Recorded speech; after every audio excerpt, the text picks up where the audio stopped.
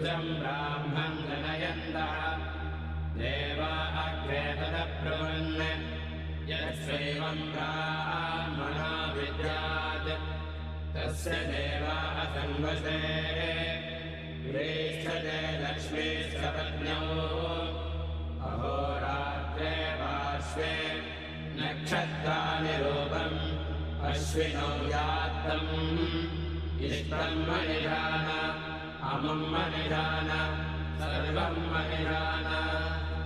ॐ शान्ति शान्ति शान्तिः। श्री राधे।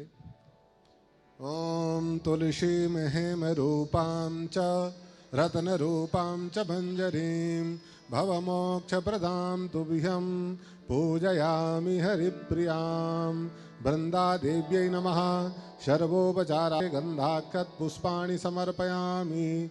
सुखरूपप्रबोधज्ञ सर्वशास्त्रविशारद एतत् कथा प्रकाशेन मदज्ञानं विनाशय। श्री सुखदेवाय नमः। व्यासनन्दनाय नमः। श्रीमद्भागवतं पुराणतिलकं यद् वैष्णवानां धनं यस्मिन् पारमहंसमेव ममलं ज्ञानं परं गीयते। यत्र ज्ञानविरागभक्तिसहितं नैष्कर्म्यमाविष्कृतं तच्छ्रवणप्रपठनविचारणपरो भक्त्या विमुच्येन्नरः। श्रीपुराणपुरुषोत्तमाय नमः। श्रीखण्डं चन्दनं दिव्यं गन्धाढ्यं सुमनोहरं विलेपनं सुरश्रेष्ठचन्दनं प्रतिगृह्यतां। माल्यादीनि सुगन्धीनि मालत्यादीनि वै प्रभो मया हृतानि पुष्पाणि पूजार्थं प्रतिगृह्यताम्। पुष्पं पुष्पमालां च परिधापयामि। व्यासं वसिष्ठनवतारं सगते पौत्रमकल्मषं पराशरात्मजं वन्दे सुगतातं तपोनिधिं। नमो धर्माय महते नमः कृष्णाय वेदसे ब्राह्मणेभ्यो नमस्कृत्य धर्मान् भक्षे सनातनान्। सनातन ऋषिभ्यो नमः।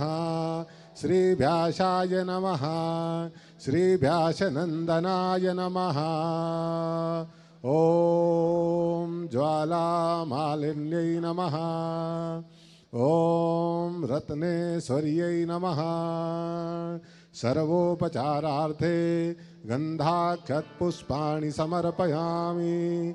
ओम चंद्रमा मनसो जातकक्षोः सूर्यो अजायत श्रोताद् वायुश्च प्राणश्च मुखादग्निरजायत।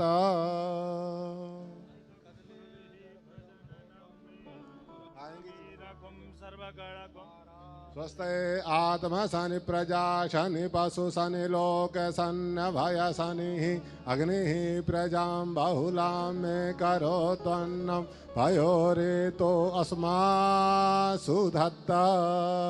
जलेन शीतलीकरणं पुष्पैः देवाभिवन्दनम् आरार्तिक्यग्रहणं हस्तौ प्रक्षाल्य मन्त्रपुष्पाञ्जलिम्।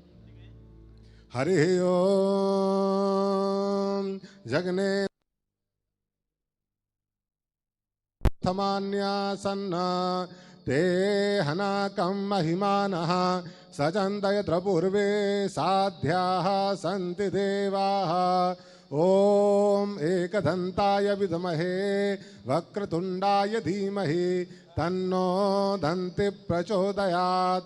ओम महालक्ष्म्यै च विद्महे विष्णुपत्न्यै च धीमहि तन्नो लक्ष्मी प्रचोदयात्।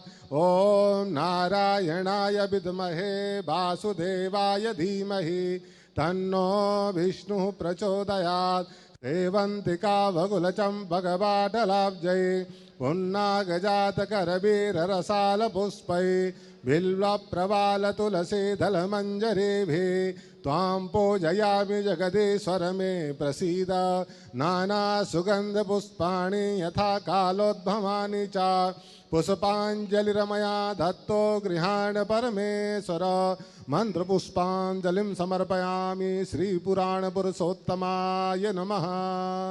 बोलो भागवत महापुराण की। श्री बालकृष्ण लाल की, श्री सुखदेव भगवान की, श्री व्यास जी महाराज की, पूज्य सद्गुरुदेव भगवान की जय। जय श्री राधे नमः पार्वती पतये हर हर महादेव। सभी भक्तों से विनम्र अनुरोध, आप लोग यथाउचित स्थान को अलंकृत करें। बस कुछ ही क्षणों में पूज्य महाराज श्री अपने पावन मुखारविंद से हम सबको भागवतामृत से अपलावित करके हम सबके जीवन को धन्य करेंगे। जय श्री कृष्ण, जय श्री राधे। श्री कृष्ण गोविंद हरे नाथ नारायण वासुदेव। श्री कृष्ण हरे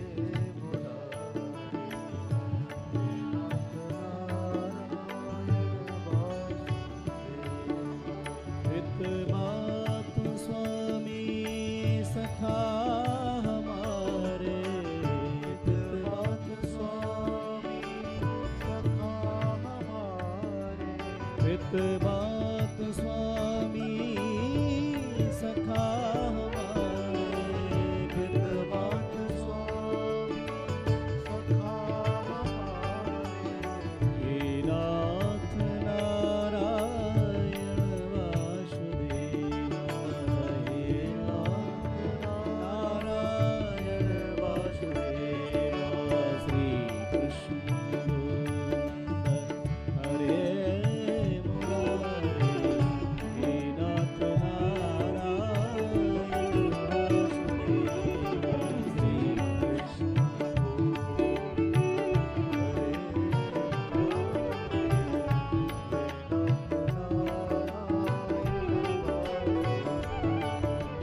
प्यारे जरा तुम मन में विचारो, प्यारे जरा मन में विचारो, प्यारे जरा तुम मन में विचारो, प्यारे जरा तुम मन में विचारो।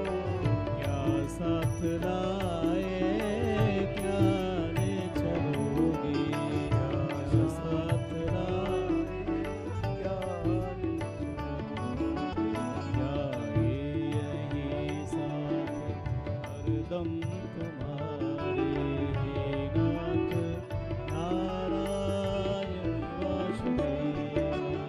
श्री कृष्ण गोविंद हरे मुरारे, हे नाथ नारायण वासुदेव।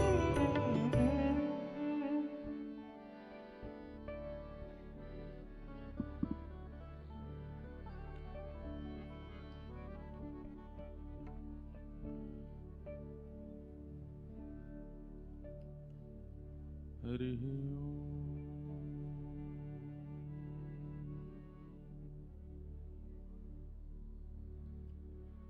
श्रीमते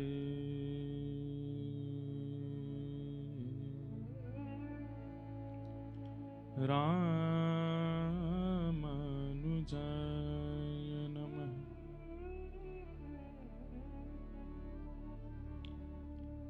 ध्येयं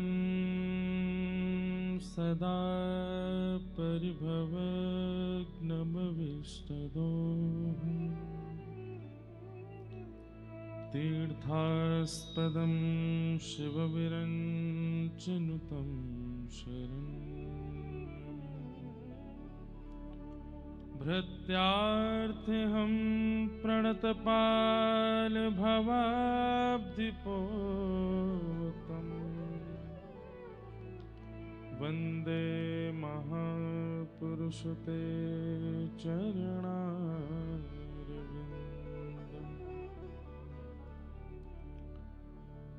अस्ति स्वस्तरुणिकराग्रविगलत् कल्पप्रसूनप्लुतम्, वस्तु प्रस्तुत वेणुनादलहरी निर्वाण निर्व्याकुलम्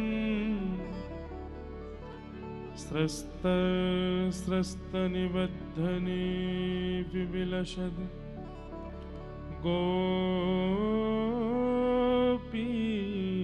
सहस्राव्रतम् हस्तन्यस्तनतापवर्गमखिलो दारं किशोराकृति कृष्णत्वदीय पद पंकज राधे राधे राधे। ऊंचे स्वर में गाओ जय राधे राधे राधे गोविंद राधे राधे राधे राधे जय राधे राधे राधे गोविंद राधे राधे राधे राधे गोविंद राधे गोपाल राधे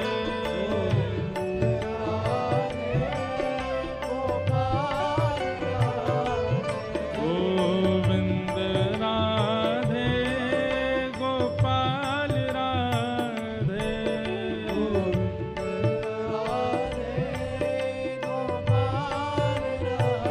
हे गोविंद राधे गोपाल राधे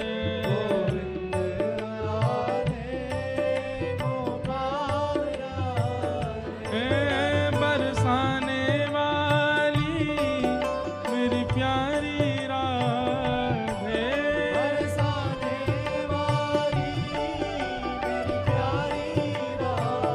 हे वृषभानु दुलारी प्यारी श्यामा राधे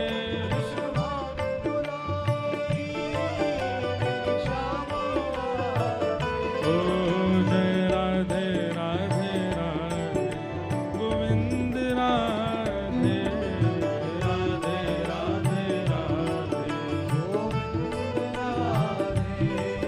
जय राधे राधे राधे गोविंद राधे राधे राधे जय जय राधे राधे राधे गोविंद राधे गाइए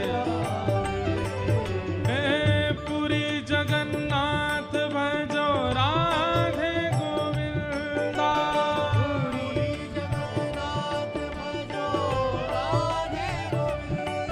प्यारे गिरधर गोपाल भजो राधे गोविंदा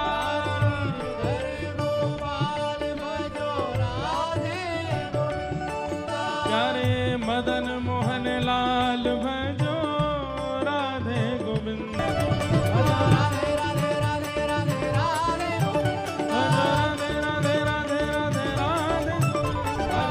राधे राधे राधे जय जय श्री राम जय जय श्री राम जय जय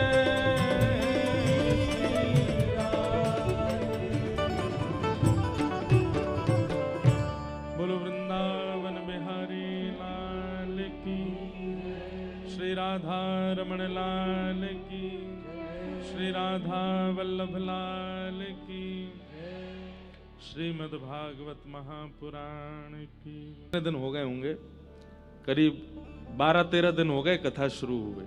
वहां शुरू हो चुकी है कथा, अब तो यहाँ आकर के आगे का क्रम हम आगे ले जा रहे हैं। तो ऐसी रूपरेखा के साथ में भाग्यनगर आए हैं। परमानंद की बात है, हमारे श्री वैष्णव परंपरा का अत्याद्भुत और श्री वैष्णवों का परम आराध्य स्वरूप यहां से थोड़ी दूरी है, थोड़ी तो नहीं है, खैर है तो लंबी दूरी पर मान लिया जाता है कि थोड़ी दूरी है। वेंकटेश भगवान भी यहीं विराज रहे हैं।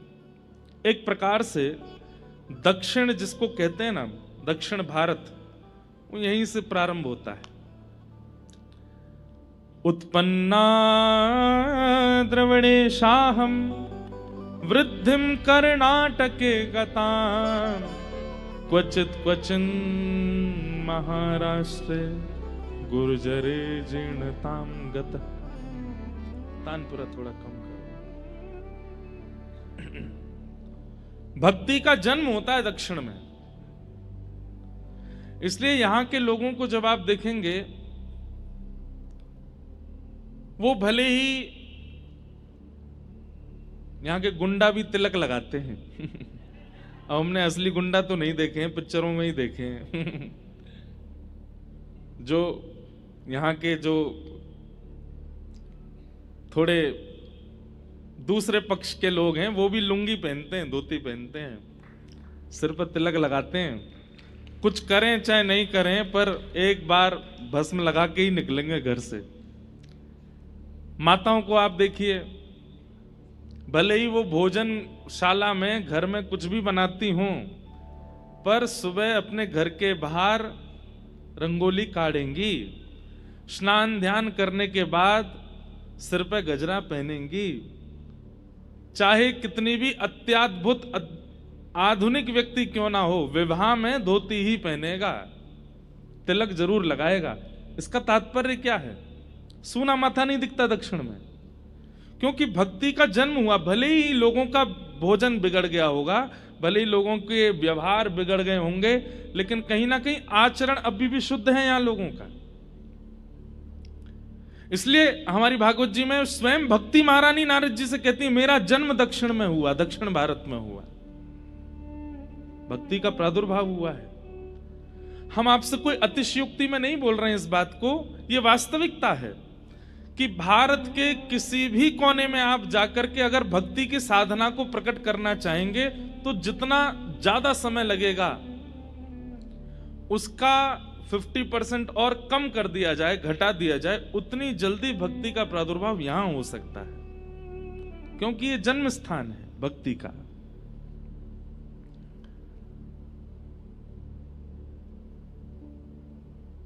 गुजरात अपनी जगह श्रेष्ठ है, उड़ीसा अपनी जगह श्रेष्ठ है, उत्तर भारत अपनी जगह श्रेष्ठ है, सब जगह की श्रेष्ठताएं भिन्न भिन्न हैं, पर दक्षिण का एक सौंदर्य है कि यहां भक्ति निवास करती है।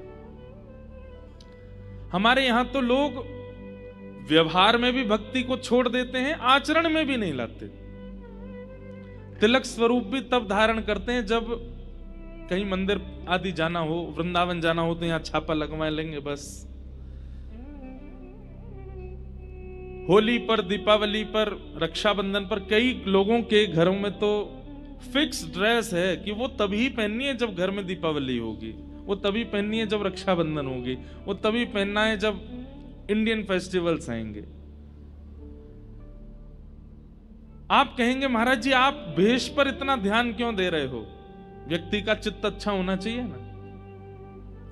हमारी एक बात सुनिएगा, अभी कुछ दिन पहले हम और हमारे पूज्य श्री राधा कृष्ण जी महाराज, पंडित धीरेन्द्र कृष्ण शास्त्री, हम तीनों बैठे थे, तो आपस में चर्चा कर रहे थे कि युवाओं को किस चीज पर ज्यादा प्रेरित करना चाहिए। तो एक विषय हमारे गोवत्स महाराज जी ने छेड़ा और इतनी सुंदर बात उन्होंने बताई कि आज का युवा सबसे पहले तो भेष बदलना शुरू करे। और कैसे शुरू करे? कि सप्ताह में केवल एक दिन ऐसा रखे, जैसे संडे छुट्टी है, जैसे सोमवार व्रत है, मंगलवार हनुमान जी का वार है, ऐसे ही सप्ताह में एक दिन ऐसा रखे कि उस दिन उसको भारतीय परिधान में ही रहना है, तिलक लगाना ही है, धोती पहननी ही है, कंठी धारण करनी ही है, बगलबंदी पहननी। ये एक साल में ये शुरू करे कि हर हफ्ते में एक दिन वो भारतीय वेश पहनेगा। तो हमने कहा कि इससे होगा क्या? बच्चे तो पूछने लगेंगे, आज के युवा पूछेंगे इससे क्या होगा। एक बार गुजरात में एक मंच पर नाट्य हो रहा था, नाटक हो रहा था, और उस नाट्य में भक्त नरसिंह मेहता जी का चरित्र दिखाया जा रहा था। और श्री नरसिंह मेहता जी का जो पात्र बना था, नरसिंह मेहता जी की तरह उसने वस्त्र भेष पहन रखे थे, हाथ में एक तारा लेकर के गा रहे हैं, ठाकुर जी को पुकार रहे हैं। जब नाट्य पूरा हुआ तो उसको इतनी जल्दी थी कि उसने पोशाक नहीं उतारी, वो सीधे बिना पोशाक उतारे ही घर भागा। जब बिना पोशाक उतारे घर भागा तो थोड़ी दूर जाने पर जब एकांत रास्ता बिल्कुल सुनसान हो गया तो उसको अनुभव होता है कि कुछ लोग उसके पीछे चल रहे हैं। जैसे ही वो पलट करके देखता है, ध्यान से सुनिएगा सब लोग, इधर देखो, वो पलट करके पीछे देखता है तो पीछे देखता है तो क्या देखता है कि अजीबों गरीब रूप वाले लोग उसके आसपास चल रहे हैं। और जैसे उसने पीछे देखा तो वो सब रुक गए। किसी की एक ही आंख है, किसी के 2-3 होठ हैं, किसी की 4-5 नाक हैं, किसी का सिर ही नहीं है। सबको देख करके वो घबरा गया। उसने कहा भैया आप लोग कौन हो? तो वे सब बोले हम अशद शक्तियां हैं, प्रेत समझ लो, भूत समझ लो, अशद शक्तियां हैं।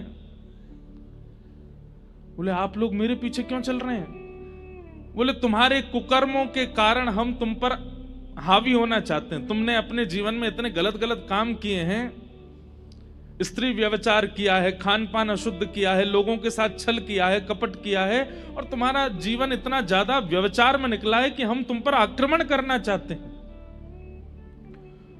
तो व्यक्ति बोला तो फिर आक्रमण कर क्यों नहीं रहे हो?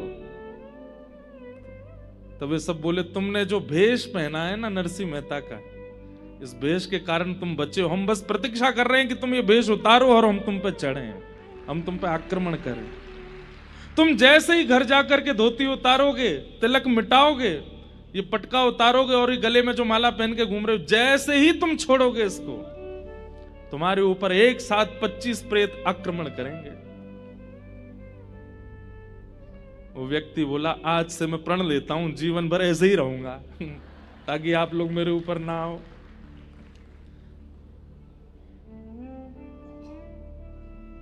आपको हो सकता है कि सुनने में केवल बात लग रही हो। लोग बाग हमारे पास आते हैं, कोई बोलते हैं हमारे ऊपर उसने टोना कर दिया, उसने टोटका कर दिया, उसने हमको नजर लगा दी, उसने हमारे साथ गलत कर दिया, मेरे को नेगेटिव एनर्जीज बहुत ज्यादा परेशान कर रही हैं। आपको पता है हमसे हजारों लोग रोज मिलते हैं, हजारों लोग ईर्ष्या करते हैं, हजारों लोग नजर लगाते हैं, हजारों लोग नेगेटिव एनर्जीज के साथ मिलते हैं। क्यों? कोई फर्क नहीं पड़ता। हमें लगता है इसमें और कोई बात नहीं है, ये भेष की कृपा है, ये भेष की कृपा है कि हम इतने बच रहे हैं, ये तिलक की कृपा है कि हम इतने बच रहे हैं, ये शिखा की कृपा है कि इतने बच रहे हैं।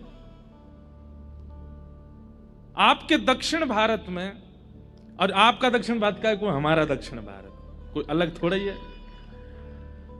हमारे दक्षिण भारत में भेष कहीं ना कहीं आज भी बचा है।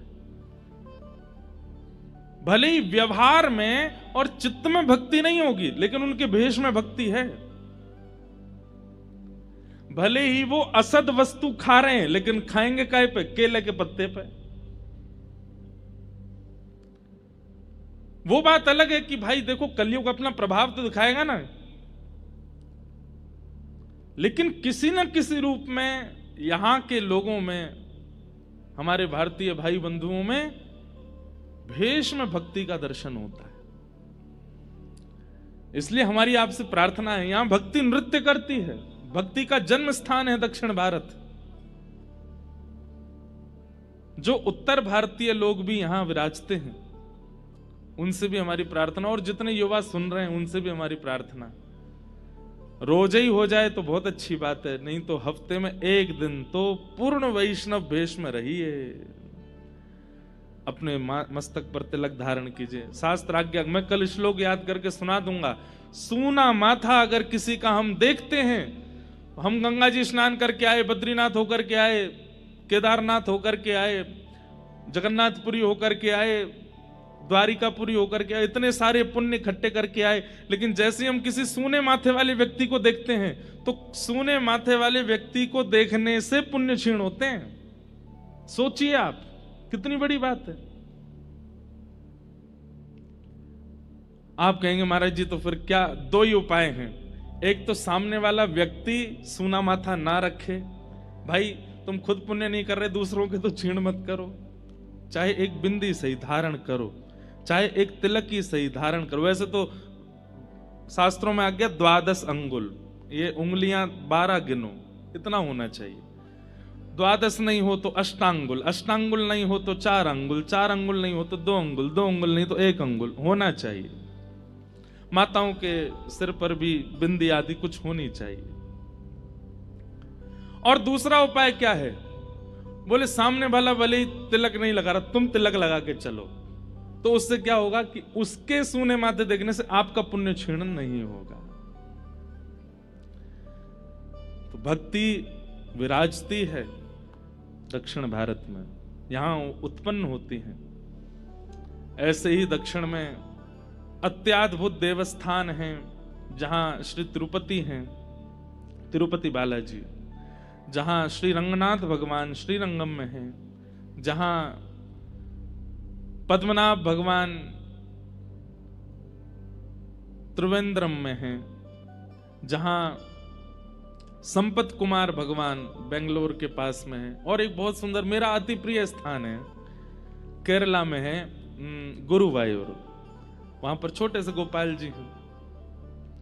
इतने सुंदर सुंदर स्थान दक्षिण भारत में, ऐसा लगता है कि हमने अच्छा। अब एक बात और सुनिए,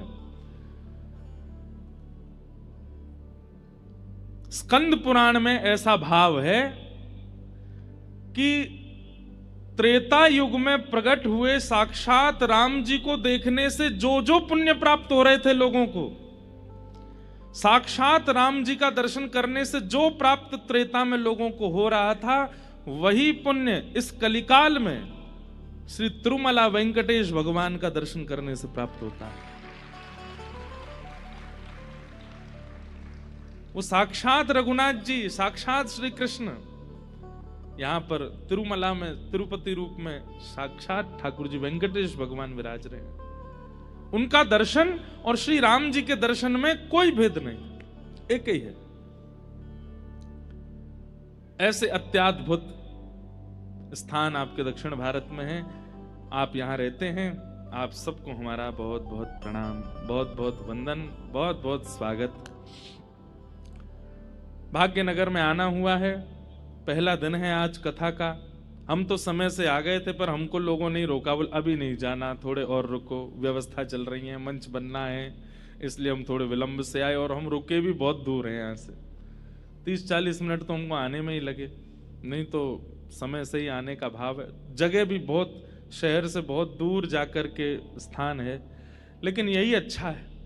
अनधिकारी नहीं आएंगे, अधिकारी ही आएंगे, जिनको बहुत ही चाव होगा ना। भाई देखो, कहीं का डोसा प्रसिद्ध होता है, कहीं की इडली प्रसिद्ध होती है, कहीं का बड़ा पाव प्रसिद्ध होता है। जिसकी जीभ में चट्टपना होता है वो पहुंच ही जाता है, खाने के लिए वहां उपस्थित हो ही जाता है। अब आपके घर के भारी बड़ा पाव है तो आप साल में एक ही बार खाते होंगे, या 2-2 साल तक खाते ही नहीं होंगे, लेकिन दूर होता है तो फिर जाते भी। तो ऐसे ही जिनके चित्त में निश्चित ही श्री प्रियालाल जी के दिव्य लीला को सुनने का अत्यंत चाव होगा, वो कैसे भी आ जाएंगे, बस पकड़ के आएंगे, ऑटो पकड़ के आएंगे, बाइक से भग के आएंगे, रेनकोट पहन के आएंगे, आ ही जाएंगे। और उनमें से आप सब लोग हैं, इसलिए आप सब लोगों को बहुत बहुत प्रणाम। मैं तो पहले जगह मैंने कि भाई इतना दूर शहर से, लेकिन फिर मन में आया कि नहीं, चलो अधिकारियों की, अब अधिकारियों के दर्शन होंगे। जैसे सरकारी अधिकारी होते हैं, उनकी बड़ी वैल्यू होती है, वो कहीं पहुंच जाएं तो सारे काम बनते चले जाते हैं। ऐसे भक्तों में अधिकारी अनधिकारी भी होते हैं। अनधिकारी कौन से भक्त हैं? जो केवल अपनी कामना के लिए ठाकुर जी को भजते हैं, वो अनधिकारी होते हैं। पर इतना श्रम करके इतनी दूर व्यवस्थित होने के लिए अधिकारी ही आएंगे। तो आप सब लोग अधिकारी हैं, आप सबको बहुत बहुत प्रणाम। आज कथा का प्रथम दिवस है। हम कथा में प्रवेश करते हैं। दूसरी बात, राधाष्टमी उत्सव आ रहा है। हमारे लाल जी बहुत जोर शोर से राधाष्टमी मनाते हैं। अब वो जोर शोर से कैसे मनेगी, उसकी रूपरेखा आप लोग बना लीजिए।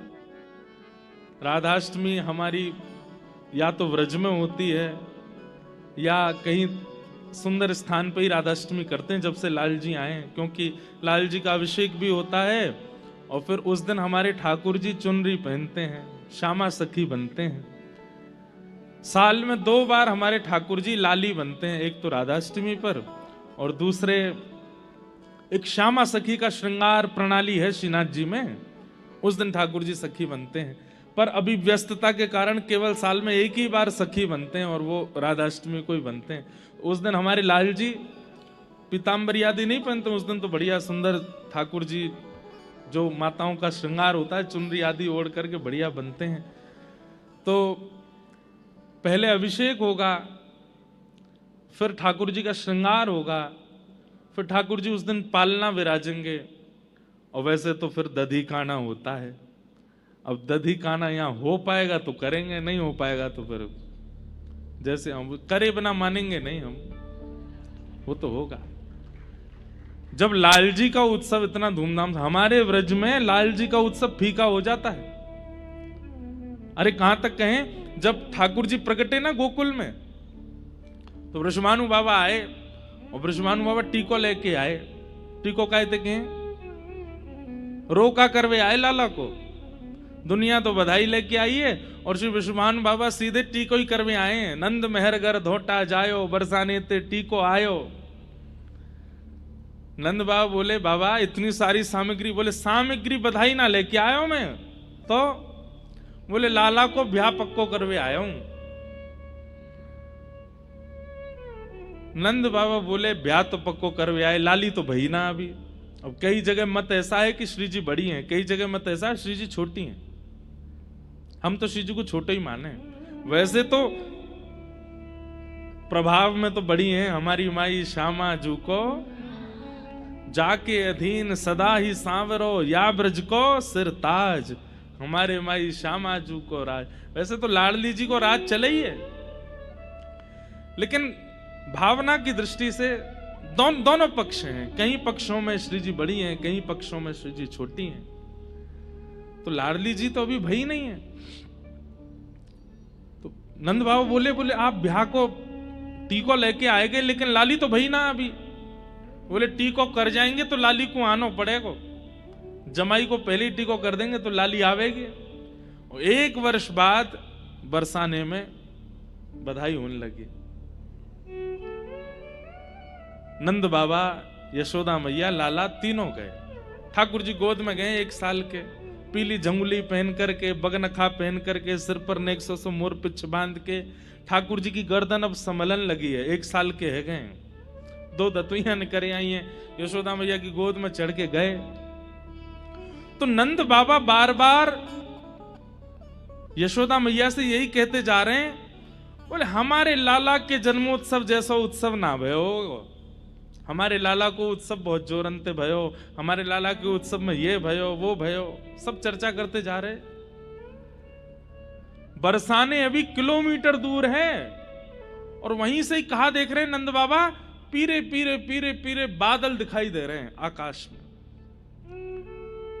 नंद बाबा बोले ये ऐसे पीरे पीरे बादल, बिल्कुल केसर जैसो रंग। और केसर जैसो रंग बादलन को कब होवे, या तो सूर्य उदय हो रहे हो या सूर्य अस्त हो रहे हो। और इस समय ना तो सूर्य उदय हुआ है ना अस्त हुआ है, मध्याह्न का समय है, 12-1 बजे होंगे दोपहर के, और पीरे पीरे बादल। बोले ऐसो कैसे? तभी पता चली कि महाराज बरसाने में लाली के हैवे पर ऐसो दधी कानो कियो, दही हल्दी केसर मिलाए के ऐसी कीच मचाई है महाराज कि बादर भी केसरी है गए श्री जी के जन्मोत्सव पे। तब नंद बाबा ने दूर से ही समझ गए, बोले हमारे लाला को उत्सव तो फीको पड़ गो, लाडली जी को उत्सव तो अद्भुत है। तो एक प्रकार से हमारे लाल जी की जन्माष्टमी जैसी मनती है उससे 21 होनी चाहिए राधाष्टमी।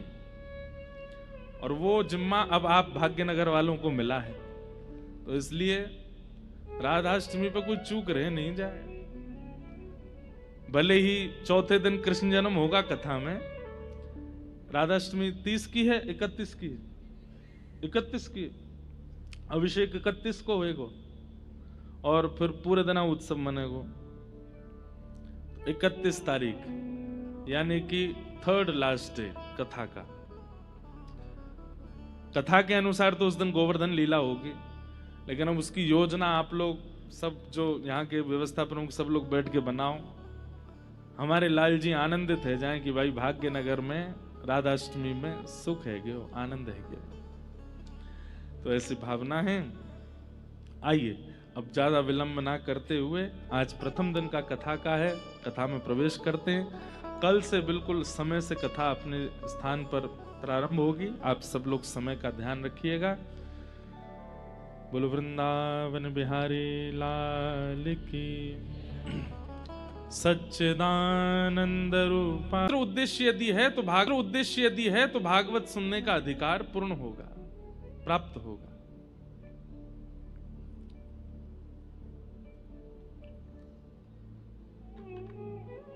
जय। जो भी लोग खड़े हैं बैठ जाएं, बस सब लोग प्रेम से कथा सुने। किशोरी जी डोल नहीं है।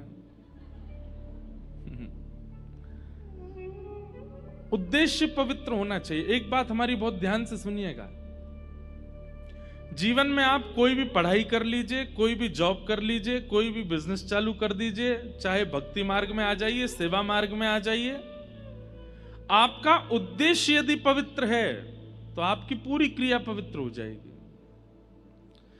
आपकी पूरी क्रिया में अपवित्रता ही तब आ जाती है जब आपका उद्देश्य पवित्र नहीं होता, लक्ष्य पवित्र नहीं होता।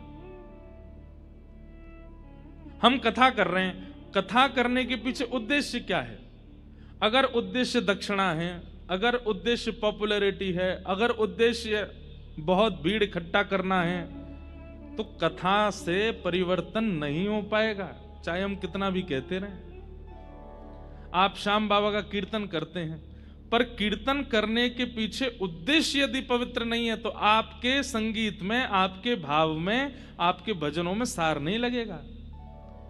आप ठाकुर जी का श्रृंगार करते हैं, खाटू श्याम बाबा का कैसा सुंदर श्रृंगार होता है, पुष्पों, इतने सारे पुष्प लगाए जाते हैं, लेकिन कहीं ना कहीं अगर पुजारी जी के चित्त में उद्देश्य यदि ये नहीं है कि जितने वैष्णव आए दूर दूर से चल के जैसे ही श्याम बाबा को देखें तो उनके नेत्र सजल हो जाएं, उनके चित्त में प्रेम आ जाए, अगर ये उद्देश्य नहीं होगा तो श्याम बाबा को कितनों चंदन लगाए लो, दर्शनार्थी के चित्त में प्रेम प्रकट हो नहीं पाएगा, उसके संशय का समाधान नहीं हो पाएगा। आपका उद्देश्य पवित्र होना चाहिए, आपकी क्रिया पूरी पवित्र हो जाएगी। व्यक्ति की क्रिया अपवित्र कब होती है? जब उसका उद्देश्य ही विचित्र होता है। पढ़ाई क्यों कर रहे हैं? पैसा कमा करके उसको दिखाना है मुझे, उसने ऐसा कह कैसे दिया मुझसे, उसने मेरे सामने ऐसे, मेरे पिताजी को ऐसा बोल कैसे दिया, उसको करके दिखाना है। आप पा तो लेंगे उस स्थान को कि जहां आप उसको दिखा सको, लेकिन बहुत दिन तक टिक नहीं पाओगे। भगवान श्री कृष्ण पांडवों का संग केवल इसलिए करते हैं क्योंकि युद्ध के पीछे उनके चित्त में खून करना नहीं है, युद्ध के पीछे उनके चित्त में किसी का वंश उजाड़ना नहीं है, अपने अधिकार को प्राप्त करना, अपने पिता का जो राज्य था वह लेना, यह उद्देश्य है। और कौरवों का उद्देश्य क्या है? भले ही उनके पास भीष्म पितामह है, भले ही उनके पास द्रोणाचार्य है, भले ही उनके पास एक से एक अद्भुत योद्धा हैं, पर उद्देश्य खराब है। क्या? इन पांडवों को कैसे भी नष्ट करो, इनके यहां पर भृगु ऋषि को भेज दो, इनको लाक्षा भवन में जला करके नष्ट कर दो, इनको 14 वर्ष का वनवास करा दो और उसमें ऐसा कर दो, ऐसा कर दो। उद्देश्य पवित्र नहीं है, इसलिए ठाकुर जी ने कौरवों का संग नहीं किया। क्रिया चाहे छोटी हो, कर्म चाहे छोटा हो चाहे बड़ा हो, उद्देश्य पवित्र रखिएगा, ठाकुर जी आपके साथ खड़े हो जाएंगे आकर के। कहीं ना कहीं हमारा उद्देश्य पवित्र होता है।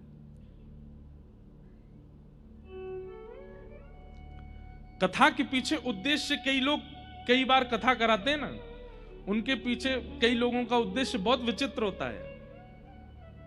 हमारा नाम हो जाएगा कि हमने कथा कराई, हमारा नाम हो जाएगा हमने उनको बुलाया, हमारा नाम हो जाएगा कि ऐसी कथा कराई।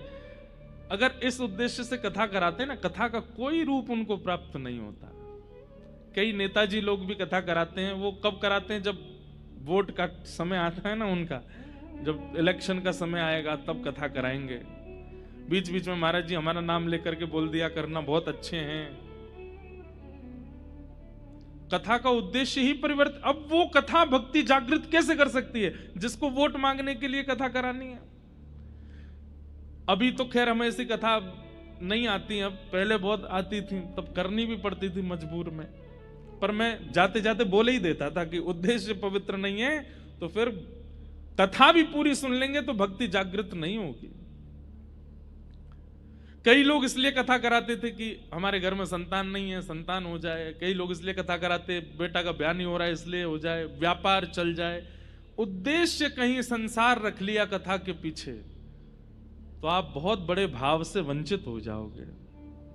आज हम पहले ही आपको सावधान कर रहे हैं, उद्देश्य केवल ये रखिएगा, श्याम सुंदर सदा हमको प्यारे रहें, हम उन्हीं के रहें, वो हमारे नहीं। गाइए, श्याम सुंदर। ताली मत बजाओ, बस गाओ।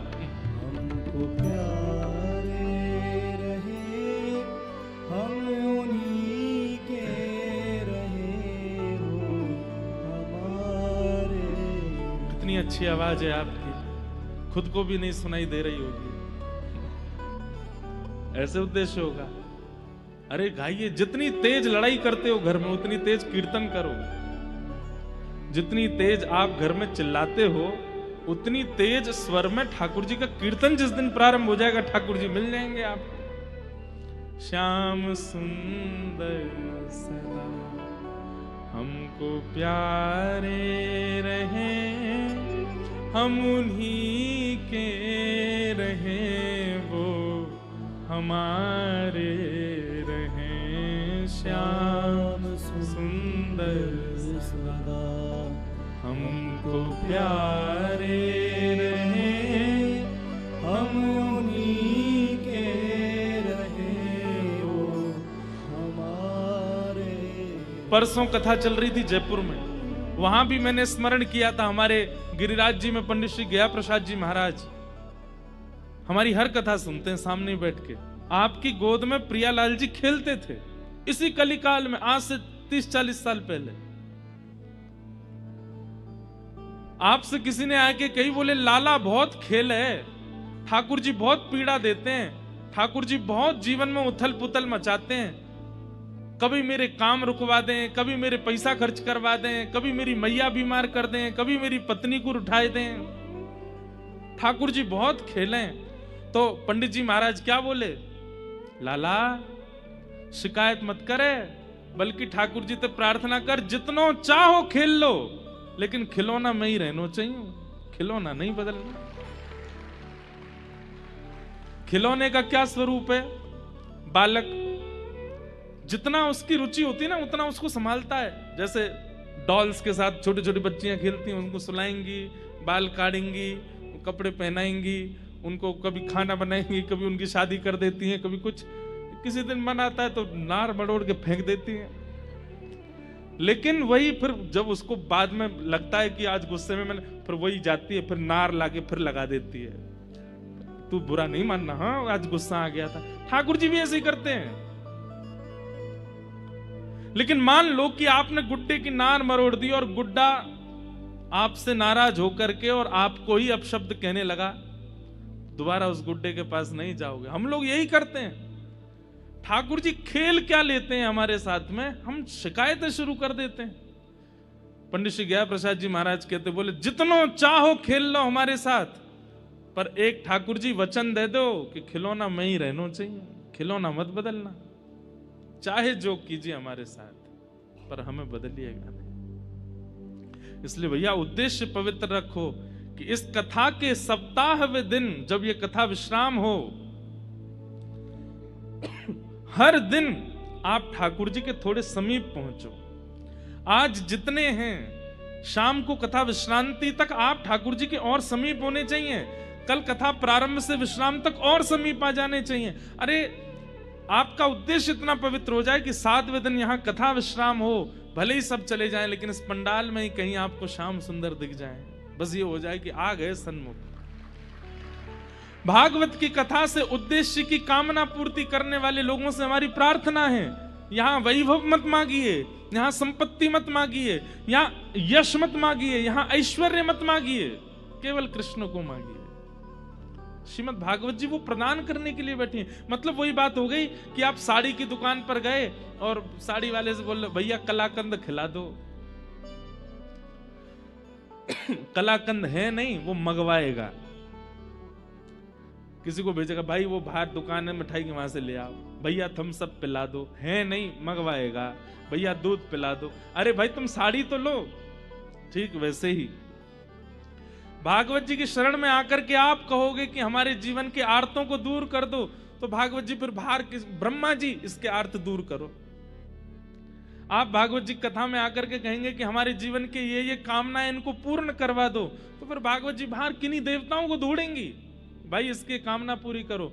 लेकिन भागवत जी से आपने अगर कामना की कि आप केवल श्याम सुंदर को प्रदान कर दो, भागवत जी कहेंगे हमारी गोद में बैठे, ले तेरी गोद में बैठा दो, ये तो मेरे पास है, ये तो मेरी सामग्री है। भागवत जी की सामग्री है श्री कृष्ण, मांगिए प्रदान करेंगे। इसलिए उद्देश्य पवित्र रखिएगा। भगवान के 3 रूप हैं, सत्य, चैतन्य और आनंद। बहुत ध्यान से सुनिएगा। सबसे पहला ठाकुर जी का स्वरूप क्या है? सत्य। सत्य विश्वास होता है।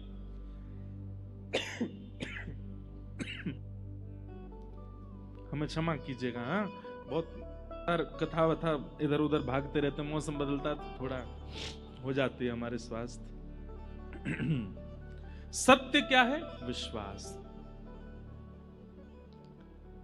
ठाकुर जी के प्रति विश्वास रखिए कि यही सत्य हैं। सांचो एक राधा रमण, झूठो सब संसार। बाकी सब झूठे हैं, केवल यही सत्य हैं। कोई आपको संसार में कितना भी प्रेम प्रस्तुत कर रहा हो, हाँ नाटक रूप में आप भी उसको स्वीकार कर लो, वाह भैया अच्छा गुलदस्ता लाए हो, लाओ दे दो। देखो हमारी एक बात सुनना, हम दुनिया में जाते हैं तो दुनिया भर के लोग कोई फूल माला पहनाते हैं, कोई गुलदस्ता देते हैं, कोई पटका पहनाते हैं, कोई लिफाफा देते हैं, कोई कुछ करते हैं। ऐसा नहीं है कि सब भावना से नहीं करते, सब भावना से ही करते हैं। पर अब हम इतने आदी हो गए व्यवहार के, हमें पता है कि वो एक औपचारिकता है, वो केवल एक क्या बोलते हैं उसको, वो एक केवल फॉर्मेलिटी है। ऐसे ही फॉर्मेलिटी को, संसार के हर संबंध को फॉर्मेलिटी रूप में ही लेने लगो। ये फॉर्मेलिटी बस चल रही है और उसमें बहुत अच्छे से अपनी प्रस्तुति करो। सामने वाला फॉर्मेलिटी कर रहा है, भले ही वो कितना भी प्रेम प्रस्तुत कर रहा हो, फिर भी आप उसको फॉर्मेलिटी ही समझो। खूब अच्छे से उसके द्वारा प्रस्तुत किए गए भाव को स्वीकार करो। अरे भैया, अरे तुम तो बहुत प्रेम करते हो, हमारे तुम ही हो, हमारे और कौन है, सब कुछ है। पर जब ठाकुर जी के सामने जाओ तो हाथ जोड़ के कहो, नाथ ये सब व्यवहार कर रहे हैं, फॉर्मेलिटी कर रहे हैं, वास्तविकता तो आप देते हैं। सच्चे तो केवल आप हैं, बाकी सब तो केवल व्यवहार मात्र कर रहे हैं। मां कहती है मेरा बेटा आंखों का तारा, वही बेटा अगर जॉब छोड़ करके घर में बैठ जाए, मां मैंने रिजाइन दे दिया। क्यों? तू ही तो कहती थी कि तेरे बिना मन नहीं लगता, तू बहुत बाहर रहता, घर रहे। अब मैं सुबह शाम आलू के परांठे बनाऊं, घर ही रहूंगा, मैं कुछ नहीं करना। वैसे तो मां का वात्सल्य अति अद्भुत होता है, पर फिर भी 2-4 महीने बाद मां के मन में भी आएगा कुछ करा धरा तो कर, पूरे दिन मांगता रहता आलू का पराठा। संसार बड़ा नश्वर है बंधुओं। लोगों को जब ये बात अनुभव हो जाती है ना कि आपसे उनका कोई क्रिया भाव नहीं है, वो अपने व्यवहार को छोड़ने लगते हैं, दूर करने लगते हैं। पर ठाकुर जी से प्रेम स्वच्छ क्यों है? क्योंकि आपसे ठाकुर जी का कोई काम नहीं बनने वाला, पर वो फिर भी आपके संग रहते हैं। आप जो पवाते हैं पाते हैं, जैसे पहनाते हैं पहनते हैं, जहां ले जाते हो वहां जाते हैं। आप भोग नहीं लगाएंगे तो ठाकुर जी भूखे नहीं रहेंगे, आप नहीं सुलाएंगे तो ठाकुर जी सोएंगे नहीं, ऐसा नहीं है। पर फिर भी वो आपसे कितना प्रेम करते हैं, आपके संगी रहते हैं, उसी को तो प्रेम करते हैं। कहते हैं जहां पर व्यवहार की इच्छा नहीं है फिर भी प्रेम है, वो ठाकुर जी तो हैं।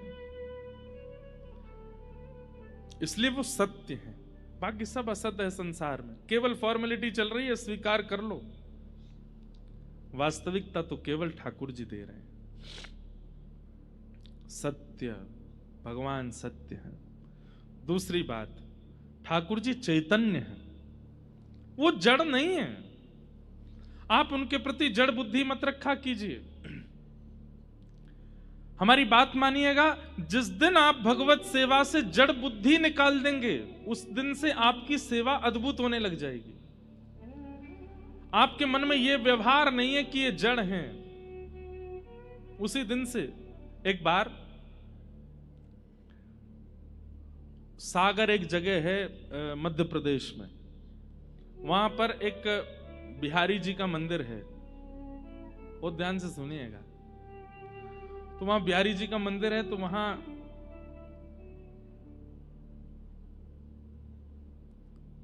बिहारी जी की गौशाला भी छोटी सी,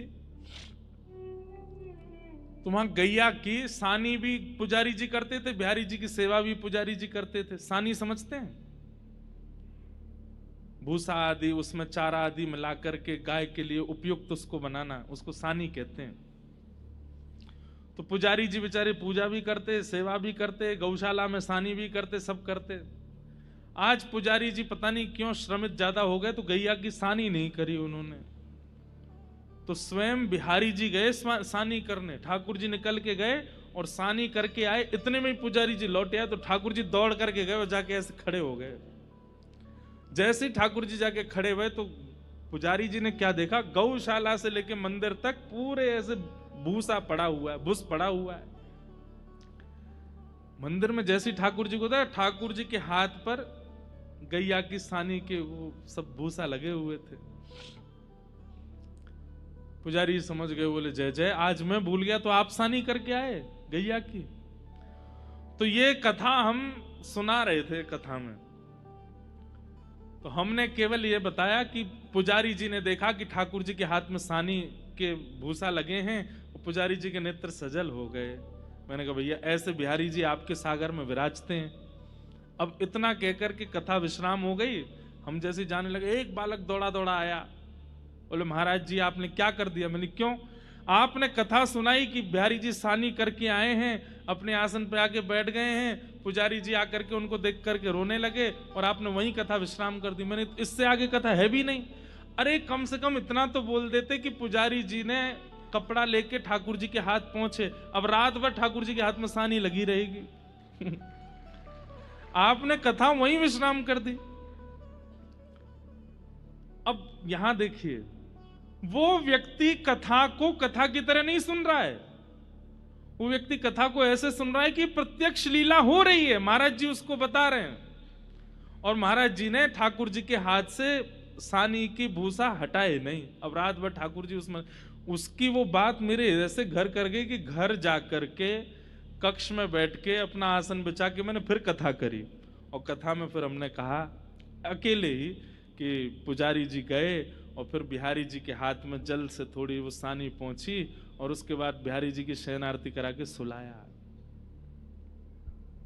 इसे क्या कहते हैं? इस भावना को कहते हैं चैतन्य। क्या कहते हैं? आप जो यहां लीला सुन रहे हैं, आप जो यहां भाव सुन रहे हैं, ये केवल एक वक्तव्य नहीं है, ये कथा नहीं है, ये प्रत्यक्ष लीला है। इसलिए कथा में कहते हैं विक्षेप मत डालिए, बीच में उठिए मत, बीच में आइए मत, बीच में जाइए मत। क्यों? आपकी कथा सुनते समय वक्ता कोई लीला सुना रहा और उसको अगर विक्षेप होता है तो वो लीला वास्तव में घट रही होती है और वो वहीं रुक जाती है, और फिर लीला विक्षेप का जो अपराध होता है वो लगता है। ठाकुर जी चैतन्य है, वो जड़ नहीं है। और ये बातें सब विश्वास पर निर्भर करती हैं। मानो तो मैं गंगा मां हूं, ना मानो तो बहता पानी। ना मानने वालों के लिए वो केवल एक जल है और मानने वालों के लिए साक्षात गंगा है। ठाकुर जी के प्रति चैतन्य भाव, वो जड़ नहीं है, वो मार्बल के नहीं है, वो धातु के नहीं है। आहा, मीराबाई कहती, हे मायरी मायरी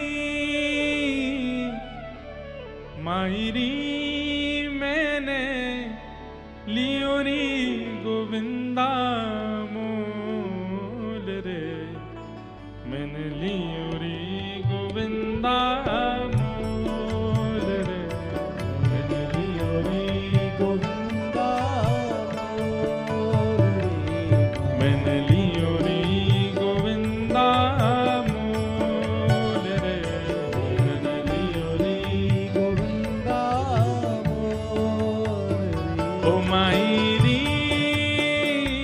मायरी ओ मायरी मायरी मैंने लियो री गोविंदा मोल रे, मैंने लियो री गोविंदा मोल रे, मैंने लियो री गोविंदा मोल रे।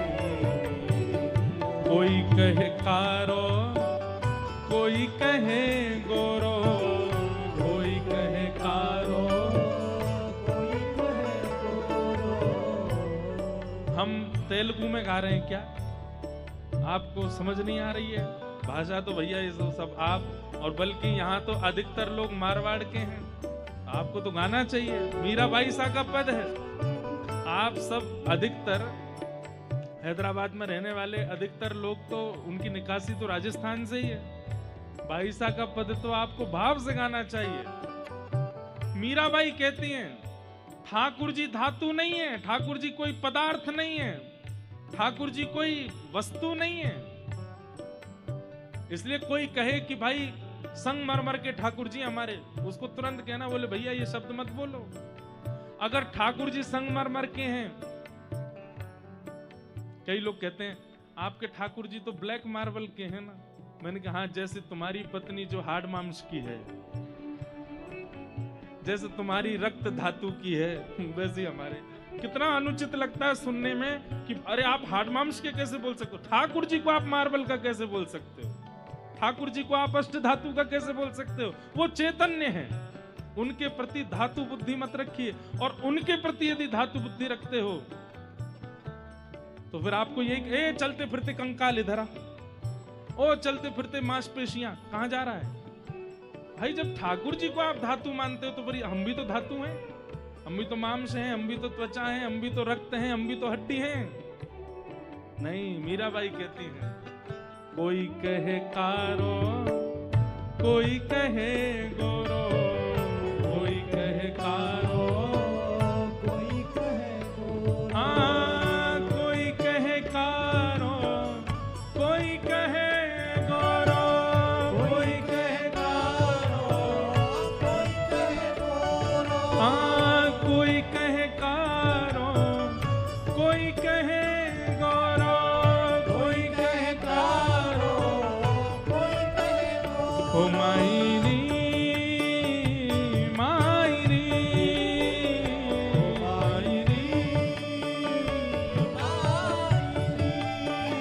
ओ मायरी मैंने लीनी आँखा खोल रे, मैंने लियो री गोविंदा मोल रे, मैंने लियो री गोविंदा मोल रे, ओ मैंने लियो री गोविंदा मोल रे, मैंने लियो री गोविंदा। बोलो भक्त वत्सल भगवान की, करताल बजा के गाओ।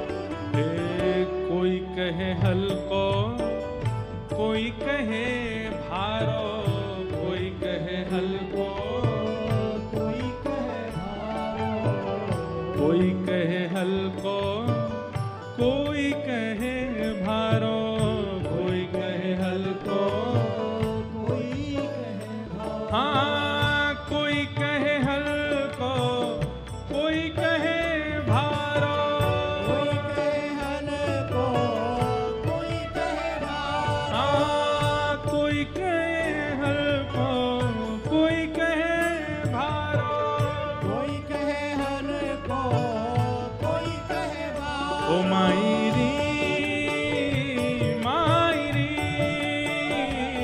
मायरी, ओ मायरी मैंने लियोरी तराजू तोल रे, मैंने लियोरी गोविंदा मोल रे, मैंने लियोरी गोविंदा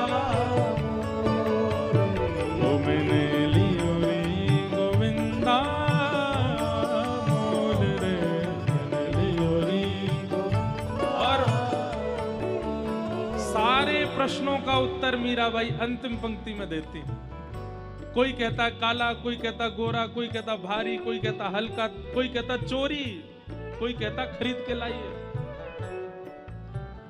कोई कहे महंगो, कोई कहे सस्तो, कोई कहे महंगो, कोई कहे सस्ता, हाँ कोई कहे महंगो, कोई कहे सस्तो, कोई कहे महंगो, कोई कहे सस्ता, हे कोई कहे महंगो, कोई कहे सस्तो, कोई कहे महंगो, कोई कहे सस्ता, कोई कहे महंगो, कोई कहे सस्ता, कोई कहे महंगो, कोई कहे और सस्ता।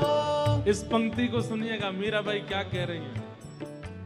ओ मायरी ये तो आवत प्रेम के मोल रे, ये तो आवत प्रेम के मोल, ओ मैंने लियोरी गोविंदा मोल रे, मैंने लियोरी गोविंदा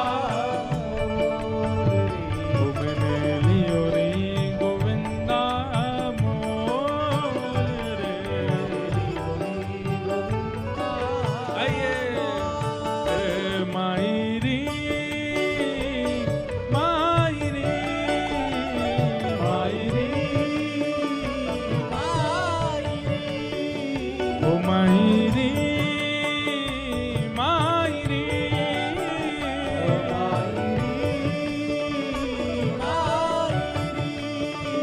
ओ मायरी मैंने लियोरी गोविंदा मोल रे, मैंने लियोरी गोविंदा मोल रे, मैंने लियोरी मैंने लियोरी गोविंदा मोल रे,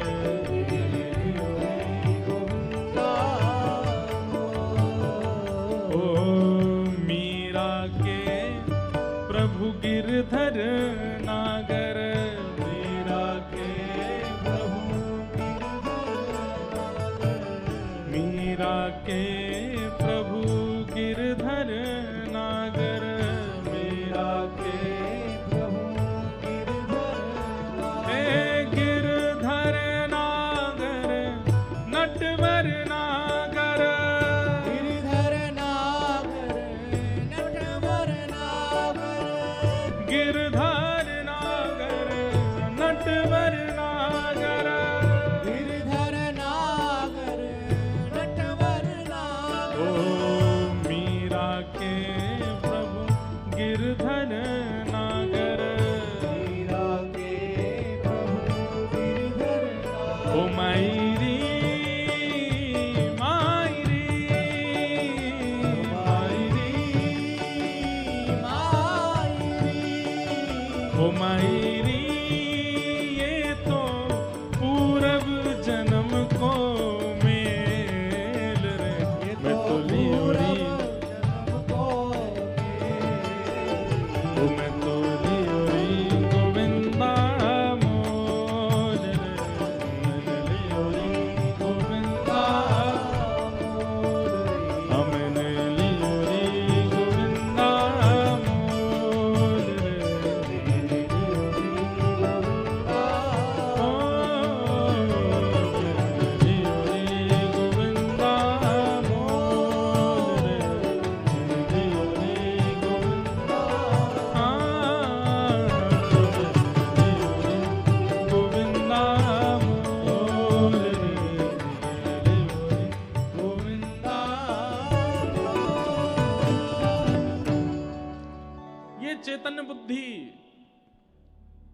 यही ठाकुर जी का दूसरा स्वरूप है, उनको चैतन्य मानना है।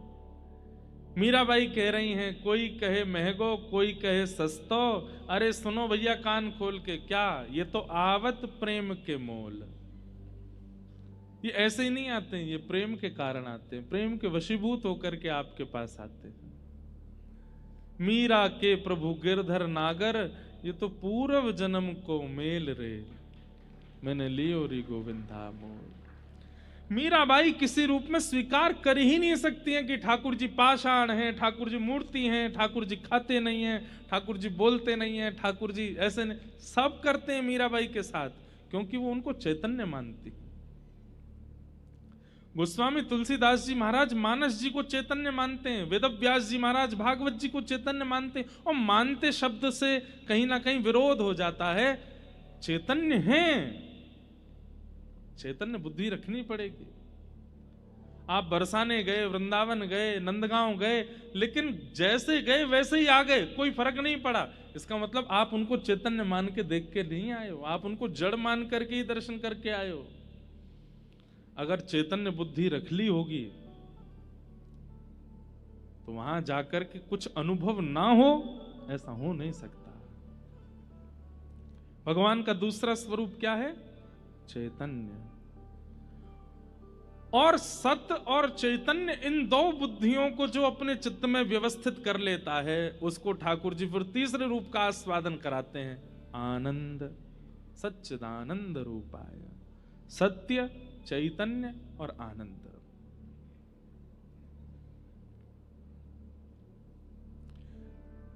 वेंकटाचल पर्वत जो है, जहां तिरुपति बालाजी विराजते हैं, वहां पर एक महापुरुष विराजते थे, सदगृहस्थ महापुरुष, गृहस्थी थे। उनका नाम था श्री अनंताचार्य जी महाराज। और जब वे वेंकटेश भगवान का दर्शन करने के लिए गए बहुत वर्षों पूर्व, तो वहां उनके चित्त में एक भावना प्रकट हुई कि इतनी गर्मी है यहां पर, और ये पर्वत पर ठाकुर जी इतनी गर्मी में विराजते हैं। एक ठाकुर जी के सुख के लिए यहां पुष्करणी होनी चाहिए, पुष्करणी तालाब, जलाशय हो, जिसमें ठाकुर जी कभी नौका विहार कर लें, कभी जल क्रीड़ा कर लें, आनंद करें। इसलिए हमारे वैष्णवों में भी नियम है कि जब जेठ का महीना आता है तो सब लोग अपने अपने घरों में भी ठाकुर जी के आगे एक टब जैसा रखते हैं, उसमें खूब पानी, उसमें गुलाब जल आदि रखेंगे, उसमें कमल आदि रख देते हैं, फुब्बारा लगा देते हैं आर्टिफिशियल, ठाकुर जी को जल का सुख हो। उसी को श्री वैष्णव परंपरा में पुष्करणी कहते हैं। विश्व में जहां कहीं भी मंदिर है, ठाकुर जी की पुष्करणी जरूर सिद्ध होती है। हमारे वृंदावन में राधा वल्लभ जी और बिहारी जी में जाओगे तो वहां तो श्रोता ही वो दर्शनार्थी भीगते रहते हैं, ऊपर फुब्बारे चलते रहते हैं ठाकुर जी के आगे। तो श्री अनंताचार्य जी महाराज के चित्त में आया कि ठाकुर जी के लिए एक जलाशय होना चाहिए। लेकिन वो इतने सेवक थे कि उन्होंने कोई ऐसा नहीं कि 4, 5, 10, 20 लोगों को ले आए हों, खुद ही लग गए सेवा में। खुद ही फावड़ा उठाया, गड्ढा करके वहीं पुष्करणी तैयार करने लगे। उनकी गृहिणी साथ में थी, वो सगर्भा थी, गर्भ में बालक था।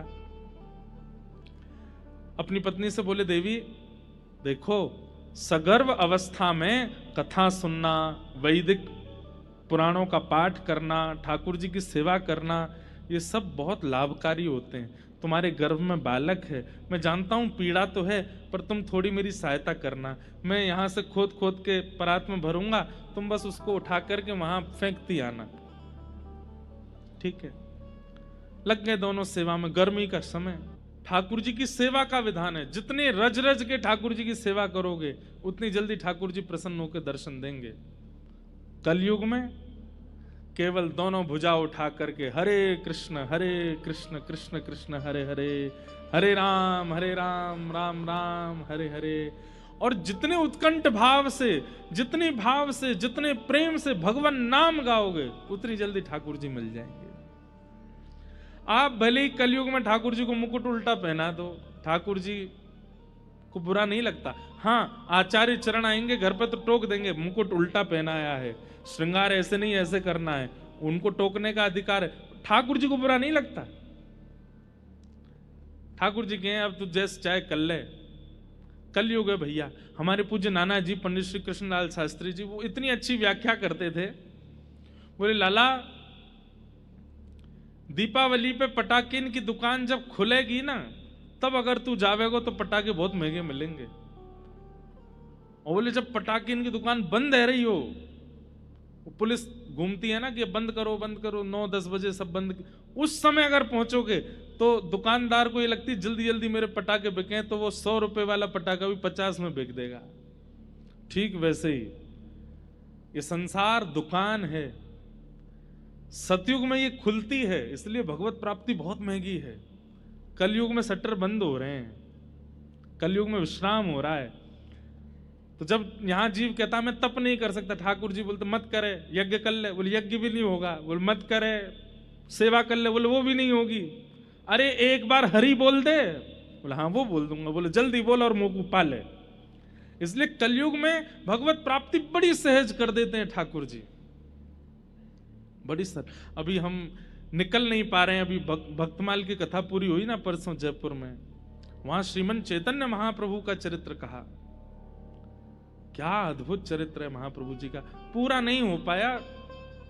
3 दिन कहे, 3 दिन में भी महाप्रभु जी का चरित्र बहुत थोड़ा थोड़ा कहा, तब भी बहुत अधूरा रह गया। नाम की कैसी महिमा, अद्भुत।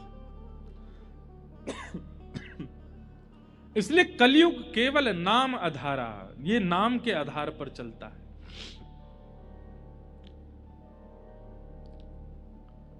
श्रेष्ठ से श्रेष्ठ, पवित्र से पवित्र भगवत प्राप्ति का साधन क्या है? तब सूत जी महाराज कहते हैं, बोले वैसे तो नाम से भगवत प्राप्ति हो जाएगी। बहुत ध्यान से सुनिएगा सब लोग, आप केवल नाम का आश्रय ले लीजिए, नाम गाना शुरू कर दीजिए। नाम देखिए, मंत्र अलग होता है, नाम अलग होता है। कई लोग जब मंत्र दीक्षा ले लेते हैं तो दीक्षा लेने के बाद बोलते महाराज जी नाम क्या जपना है? नाम आप कोई भी जप सकते हो, श्री राधा जपो, श्री कृष्ण कृष्ण जपो, गोविंदा गोविंदा वेंकट रमना गोविंदा जपो।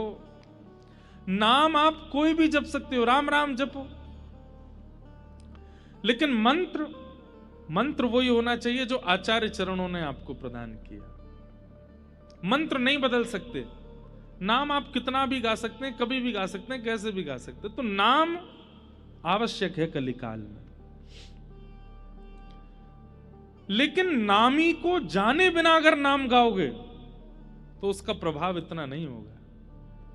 बात समझ रहे हैं हमारी? आपको दवाई दे दी गई, आपने दवाई ले ली, तो दवाई अपना असर तो करेगी, लेकिन अगर दवाई भीतर जाकर के किस ऑर्गन पे जाएगी, अंदर जाके ऐसे डिसॉल्व होगी, फिर 1 घंटा बाद ऐसा होगा, ये पूरी अगर प्रक्रिया आपको पता चल जाए तो कहीं ना कहीं आप और जल्दी रिकवर करने लग जाओगे और जल्दी ठीक हो जाओगे। ठीक वैसे ही नाम औषधि है, लेकिन जब तक नामी को नहीं जानेंगे तब तक नाम का प्रभाव द्रुत गति से, तीव्रता से प्रकट नहीं हो पाएगा। कलयुग में नाम से ही सिद्धि मिलेगी, लेकिन जब तक नामी को नहीं जानोगे तब तक सिद्धि मिलना, सिद्धि क्या है कलयुग में? भगवत प्राप्ति।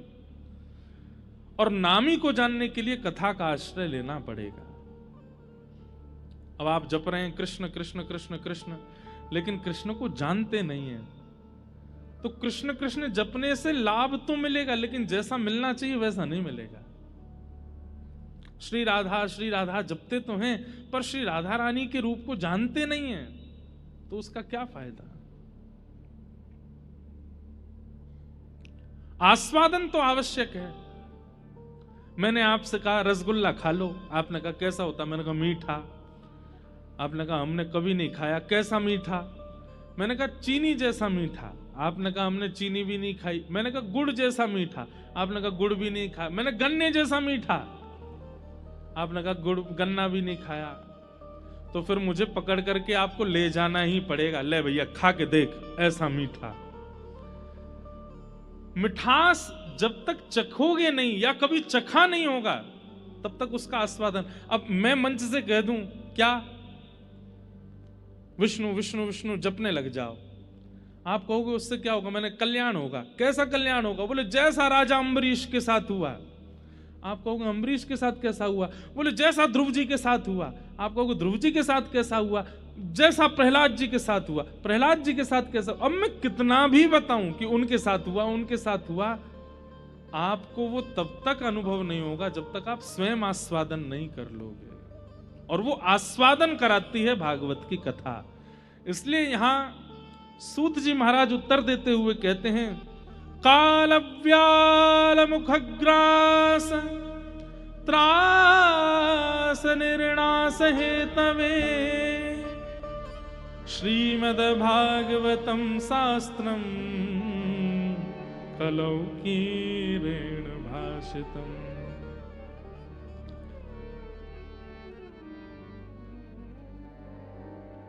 काल रूपी व्याल के मुख में, व्याल कहते हैं सर्प को, हम आप सब लोग बैठे हैं।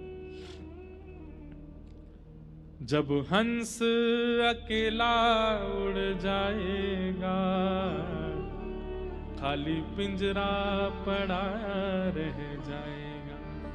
हम सबकी स्थिति कैसी है? हम सबके अंदर एक हंस बैठा है जिसका नाम है आत्मा। और ये शरीर क्या है? ये पिंजड़ा है। इस पिंजड़े की शोभा तब तक है जब तक वो हंस अंदर बैठा है। पिंजड़ा तब तक अच्छा लगता है जब तक पंछी है। किसी दिन अगर पिंजड़े का जरा सा भी गेट खुला रह गया, पंछी उड़ जाएगा, फिर पिंजड़े की कोई वैल्यू नहीं। हम आप सब लोगों का जीवन ऐसा ही है। हमारी वैल्यू केवल तब तक है जब तक प्राण है।